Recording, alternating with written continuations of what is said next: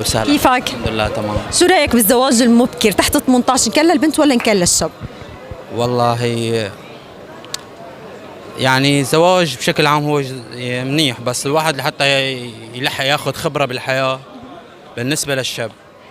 بالنسبة للبنت برأيي الشيء يعني الأمر طبيعي، يعني ما في داعي يكون عندها خبرة أو كذا أو هيك تكسبها وهي متزوجة.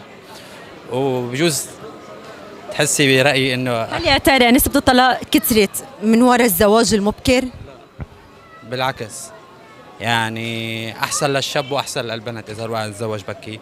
أنا اليوم هلا مثلا عمري يتزوجوا بعد 5 6 سنين بتلاقي زادت الخلافات وتقاتلوا وتطلقوا، يكون صار عندهم ولدين 3 هي القصة ما لها علاقة بالزواج المبكر أو من وراء أكثر من زواج المبكر. أقول لك فكرة، نحن اليوم بجيلنا هذا ووقتنا هذا عم تصير هاي الخلافات. أنا أمي تزوجت عمرها 15 سنة ما اطلقت لهلا. هذول امك ما كان في تيك توك وفيس وانستا معناتها الحق على السوشيال ميديا على الوقت طبعا على الوقت اللي احنا فيه ما كل شيء توفر. الوقت الزواج المبكر ما له علاقة، يعني اليوم بتلاقي مثلا يعني هلا وقت تتزوج عمرها 15 14 15 سنه عبين ما توصل لل 20 23 24 25 ما تحس حالها نضجت انه مو هذا الشخص اللي هي كان بدها اياه؟ هي بقى بترجع لتربايتها. إذا بدها تتعرف على دخل تربايتها بالوعي. بالوعي شو دخل التربايه؟ لحظة، إذا تعرف على غيره بتقول والله هذا أحسن وهذا أحسن، بينما إذا هو الشخص الوحيد بحياتها حتشوفه هو الملاك الوحيد اللي بحياتها.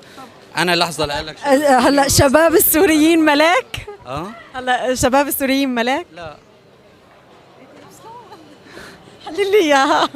أنت عم تقولي لي على البنت. هلا إذا نجي نحكي على الشباب، الشاب بيروح وبحوص وبيفتل وبيخون وكذا وهيك، آخر الشيء بيرجع لعند مرته.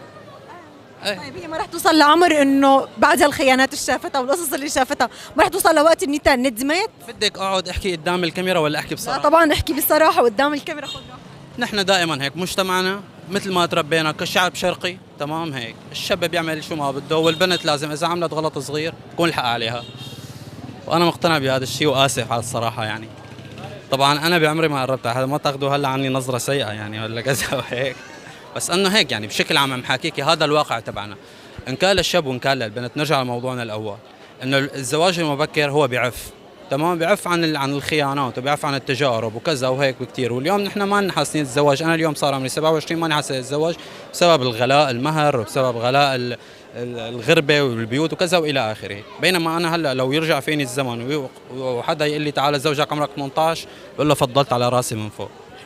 هذا القصه لانه عم تعانوا منها الشباب السوريين هون بتركيا، فلهيك صرتوا تندموا. بسوريا يعني مو بس بشكل يعني عندي محيطي كله من رفقاتي ان كانوا باوروبا ولا بسوريا ولا بتركيا كلياتنا عم نعاني من هذا الموضوع. اليوم انا اذا بدي اتقدم لبنت تمام، تحس والله انا رايح اشتري سياره، قديش طالبين فيها؟ والله بدنا 30 مليون ذهب، 30 مليون مدري قديش كذا وكذا والى اخره. فغلوا الحلال ورخصوا الحرام. تلاقي هلا الواحد متشرد تمام بالحرام بيقول له والله هذا ما منيح لا تزوجوه. ما انتم وصلتونا لهذا المكان، تعالوا زوجونا بالحلال لحتى نروح نتزوج. يعني ليش عم بحكي هذا الحكي؟ لانه لا زواج مبكر ولا زواج متاخر، ما كله ما عم يتزوج الحمد لله. شكرا كثير لك، بنحترم رايك. شكرا.